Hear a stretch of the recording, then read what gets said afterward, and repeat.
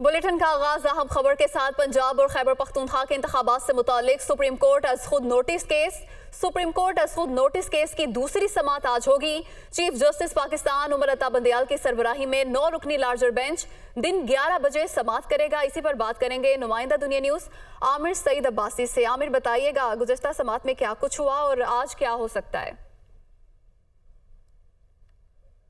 देखिए, chief justice of Pakistan justice Umar Ata Bandial की सरबराही में 9 रुकनी लार्जर बेंच आज दूसरी समाअत करेगा। पंजाब और खैबर पख्तूनख्वा में इंतखाबात में ताखीर से मुतल्लिक अज खुद नोटिस केस की गुज़श्ता रोज़ जब समाअत हुई तो सुप्रीम कोर्ट की तरफ से तमाम जो फरीकैन हैं उनको नोटिस जारी किए गए थे और आज तमाम फरीकैन को अदालत में हाज़िरी यकीनी बनाने की हदायत की गई थी, जिसमें वफाकी हुकूमत के अलावा इलेक्शन कमीशन ऑफ पाकिस्तान, चारों एडवोकेट जनरल्स चारों सूबों के, इसके अलावा दोनों सूबों के जो गवर्नर्स के प्रिंसिपल सेक्रेटरीज हैं, इसके अलावा सदर पाकिस्तान के प्रिंसिपल सेक्रेटरीज हैं, इनको भी नोटिस जारी किए गए थे। और साथ में सियासी जमातों जो पार्लियामेंट में हैं जिसमें PDM को नोटिस जारी किए गए थे और ये कहा गया था कि वो पंजाब और खैबर पख्तूनख्वा में ताखीर से मुतल्लिक जो सुप्रीम कोर्ट ने आज खुद नोटिस लिया है और 3 बुनियादी सवालात उठाए हैं, उन तीनों सवालात का जवाब तलाश करना है। और इस अहम आइनी मसले के ऊपर सुप्रीम कोर्ट ने एक अहम फैसला करने जा रही है, लिहाजा तमाम जो फरीकैन हैं वो अदालत में पेश होकर अपना अगर जवाब देना चाहें तो जवाब दे सकते हैं। लिहाजा सुप्रीम कोर्ट ने 3 बुनियादी सवालात उठाए थे। पहला सवाल ये था कि असेंबली तहलील होने के बाद इंतखाबात की तारीख का ऐलान किसने करना है। दूसरा ये था कि कब और कैसे इंतखाबात के हवाले से तमाम तर इंतजामात करने हैं। और तीसरा सवाल ये था कि इस इंतखाबात के दौरान वफाकी और सूबाई हुकूमतों का किरदार क्या होगा। लेकिन साथ में जब गुज़श्ता रोज़ समाअत हुई थी तो जस्टिस जमाल मंदोखेल की तरफ से बेंच पर एतराज़ात उठाए गए थे और आज खुद नोटिस पर एतराज़ात उठाए गए थे और ये कहा गया था कि ये मुकदमा आज खुद नोटिस केस नहीं बनता।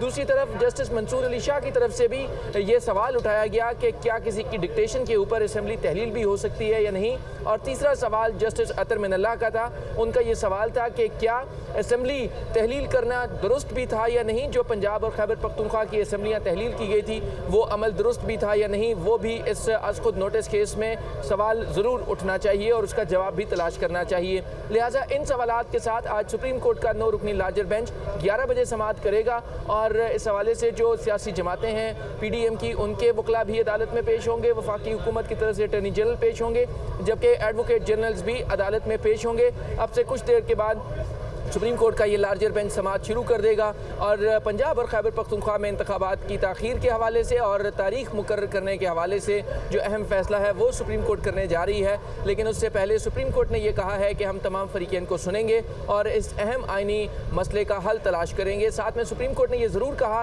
कि वक्त बहुत कम है और हमें बहुत कम वक्त में ही इस अहम मसले का हल निकालना है, क्योंकि आइन में बड़ा वाज़ेह लिखा है कि असेंबलियाँ तहलील होने के बाद 90 रोज़ के अंदर इंतखाबात होना ज़रूरी हैं और इंतखाबात की तारीख भी आना ज़रूरी है। 6 हफ्ते से ज़ायद का वक्त गुजर चुका है और अभी तक पंजाब और खैबर पख्तूनख्वा की असेंबलियाँ तहलील होने के बावजूद इंतखाबात की तारीख का ऐलान नहीं किया जा सका। लिहाजा सुप्रीम कोर्ट इस सवाल से बहुत मोहतात है और बहुत जल्दी इसका फैसला करना चाहती है, क्योंकि ये शहरियों के बुनियादी आइनी हुकूक का मामला है, ये कहा chief justice of Pakistan justice Umar Ata Bandial ने। लिहाजा आज वो इस मुकदमे की दूसरी समाअत करने जा रहे हैं और 9 रुकनी लार्जर बेंच अब से कुछ देर के बाद इस अहम मुकदमे की समाअत करेगा। दूसरी समाअत अब से कुछ देर बाद शुरू होगी। आमिर, साथ ही मौजूद रहिएगा, एक और अहम मामले के हवाले से तफसीलात जानेंगे। चेयरमैन नैब आफ्ताब सुल्तान के इस्तीफे की मंजूरी का नोटिफिकेशन जारी। वफाकी हुकूमत ने आफ्ताब सुल्तान के इस्तीफे की मंजूरी दी। आफ्ताब सुल्तान का इस्तीफा 15 फरवरी से मंजूर हुआ था और आमिर सईद अब्बासी हमारे साथ मौजूद हैं। आमिर, इस हवाले से आपके पास क्या तफसीलात हैं? देखिए, चेयरमैन नैब आफ्ताब सुल्तान ने इस्तीफ़े का ऐलान कर दिया था और वज़ीर-ए-आज़म से मुलाकात करके उन्होंने अपना इस्तीफ़ा पेश कर दिया था, जिसकी बाकायदा वफाकी काबीना ने मंजूरी दे दी और उसके बाद अब वज़ारत कानून ने उनके मुस्ताफ़ी होने का नोटिफिकेशन जारी कर दिया है और चेयरमैन नैब की नशिस्त को खाली करार दे दिया है। इस नोटिफिकेशन में ये कहा गया है कि आफ्ताब सुल्तान का जो इस्तीफ़ा है वो 15 फरवरी से मंजूर किया गया है और वफाकी हुकूमत ने इसकी मंजूरी दे दी है। लिहाजा अब आफ्ताब सुल्तान चेयरमैन नैब नहीं रहे, उनका इस्तीफे की बाकायदा मंजूरी का नोटिफिकेशन वजारत कानून ने आज जारी कर दिया है और अब नए चेयरमैन के हवाले से जो प्रोसेस है वो भी वजारत कानून शुरू कर देगी, क्योंकि आफ्ताब सुल्तान ने अपनी कुछ ज़ाती वजूहात की बुनियाद के ऊपर और उन्होंने कुछ दबाव का भी इजहार किया था, उसकी बुनियाद के ऊपर उन्होंने मुस्ताफ़ी होने का ऐलान किया था और उन्होंने नैब की जो सरबराही है उससे मजीद काम करने से माजरत कर ली थी, जिसके बाद उन्होंने अपना इस्तीफ़ा वज़ीर-ए-आज़म को भिजवाया था, जो वफाकी काबीना की मंजूरी के बाद आज नोटिफिकेशन जारी कर दिया गया। इस्तीफे की मंजूरी का नोटिफिकेशन जारी। आमिर सैयद अब्बासी, बहुत शुक्रिया, आपने तफसीलन अपडेट किया। अब बात करेंगे वज़ीर-ए-आज़म शहबाज शरीफ की ज़ेर सदारत नेशनल एपेक्स कमेटी का इजलास आज होगा। एपेक्स इजलास में सिविल और अस्करी क़यादत भी शिरकत करेगी। इंटेलिजेंस इदारों के सरबराहान मौजूदा अमन अमान की सूरत हाल पर ब्रीफिंग देंगे। इसी पर मज़ीद बात कर लेते हैं जावेद हुसैन से। जी जावेद।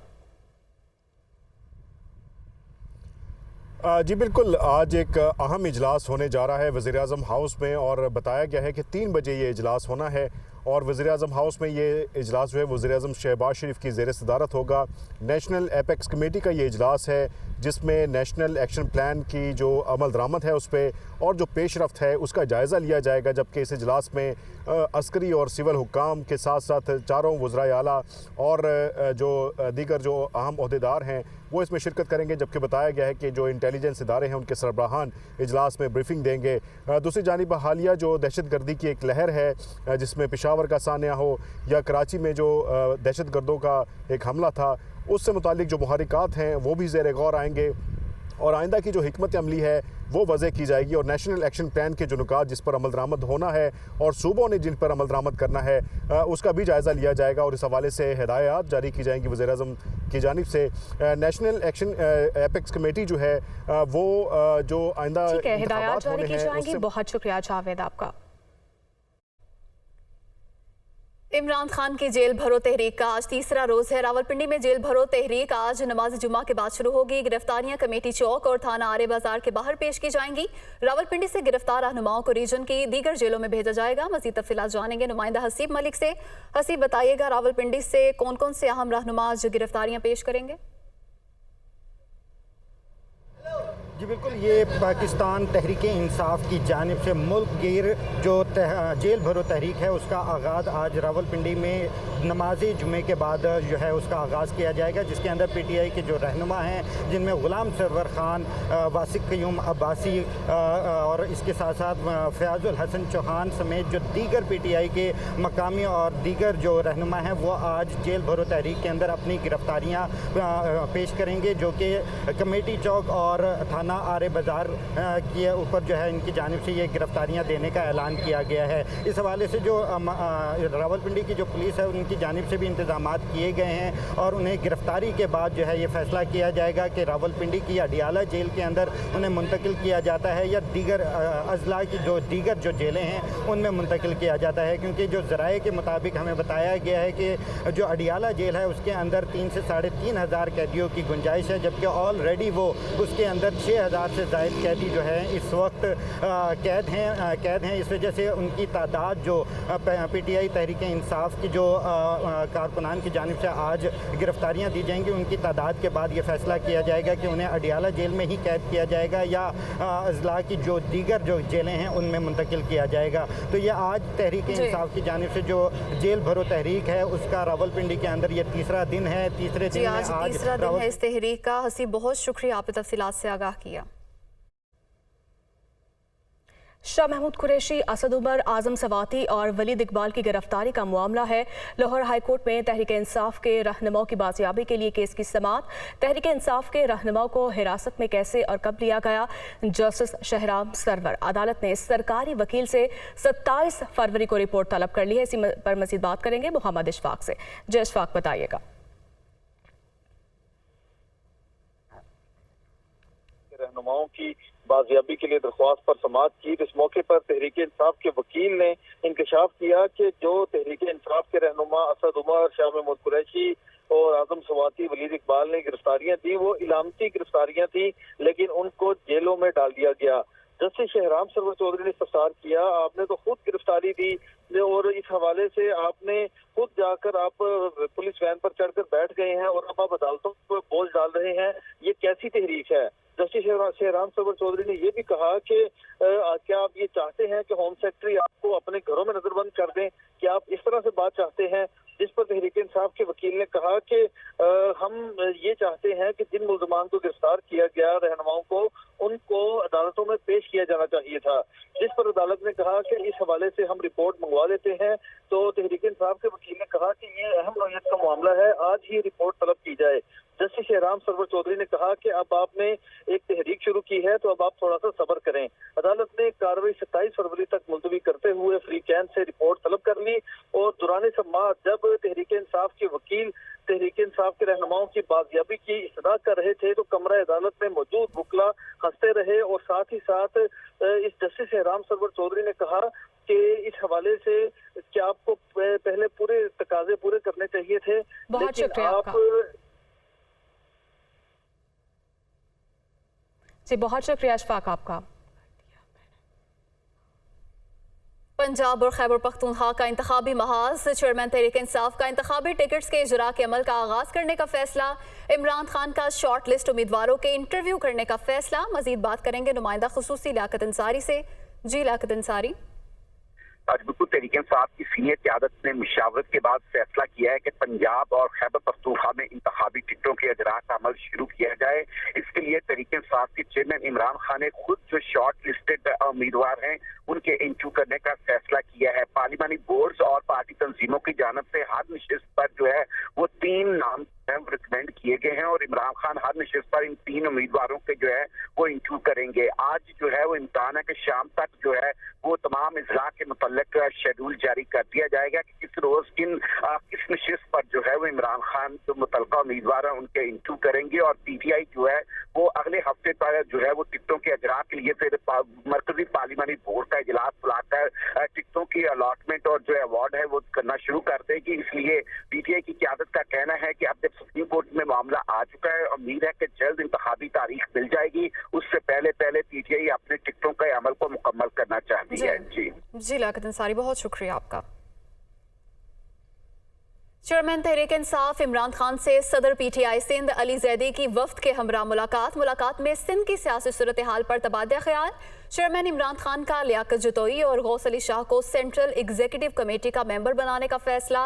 इमरान खान की अली जैदी को आम इंतखाबात की तैयारियों की हिदायत। इमरान खान की अली जैदी को सिंध के लिए पार्लिमानी बोर्ड तश्कील देने की भी हिदायत। इसी पर बात करेंगे नुमाइंदा दुनिया न्यूज़ फैसल खान से। फैसल, बताइएगा इस मुलाकात में कौन कौन से अहम अमूर डिस्कस किए गए? पाकिस्तान तहरीक इंसाफ के चेयरमैन की मुलाकात हुई है। साबिक वजीर हैं अली जैदी और इस वक्त सिंध के सदर हैं पीटीआई के।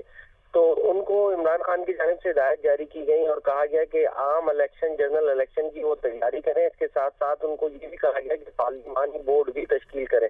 इसके साथ साथ इमरान खान ने लियाकत जतोई और गौस अली शाह को सेंट्रल एग्जीक्यूटिव कमेटी का मेंबर बनाने का भी फैसला किया। इमरान खान ने ये भी ऐलान किया कि वो जल्द ही तमाम सिंध के तमाम अजला का दौरा करेंगे और बाकायदा सिंध के लिए अब उनका टारगेट होगा कि अंदरूनी सिंध में तहरीक इंसाफ को मजबूत करें और इलेक्शन में तहरीक इंसाफ की जीत के लिए ज्यादा से ज्यादा दौरे करें। और इस दौरों में उन्होंने अली जैदी को हिदायत जारी की कि सिंध के लोग इम्पोर्टेड हुकूमत और बलदारी माफिया से निजात चाहते हैं, इसलिए वो अपनी तंजीम साजी को ज्यादा से ज्यादा तेज करें और अंदरूनी सिंध में खास तौर पे जी फैसल खान, ठीक है, बहुत शुक्रिया। Welcome back. पीटीआई रहनुमा शबीर गुजर समेत 4 मुलजिम अबूरी जमानत खारिज होने पर अदालत से फरार। मुलजिमान पर पुलिस पर हमला और दहशतगर्दी के दिफात के तहत मुकदमा दर्ज है। इसी पर बात करेंगे नुमाइंदा दुनिया न्यूज़ मोहम्मद अशफाक से। जी मोहम्मद अशफाक, बताइएगा। जी बिल्कुल, लाहौर की इंसदादे दहशतगर्दी की खसूसी अदालत ने तोड़ फोड़ और हमला करने के इल्जाम में तहरीक इंसाफ के साबिक एमपीए शबीर गुजर समेत 4 मुलजमान की अबूरी जमानत खारिज कर दी। अबूरी जमानत खारिज होने पर चारों मुलजमान ने पुलिस एहलकारों के साथ हाथापाई की, हंगामा राई की, जिसके बाद चारों मुलजमान लाहौर की इंसदादे दहशतगर्दी की खसूसी अदालत से पुलिस की हिरासत से फरार होने में कामयाब हो गए हैं। मुलजमान के हवाले से तफ्तीशी अफसर ने रिपोर्ट जमा करवाई थी और चारों मुलजमान को तफ्तीश में कसूरवार करार दिया गया था और उसी बुनियाद पर लाहौर की इंसदादे दहशतगर्दी की खसूसी अदालत के जज अबर गुल ने इन चारों मुलजमान की अबूरी जमानतें खारिज की। इस दौरान तफ्तीशी अफसर ने इन मुलजमान को हिरासत में लेने की कोशिश की, लेकिन पुलिस के साथ। बहुत शुक्रिया आपका।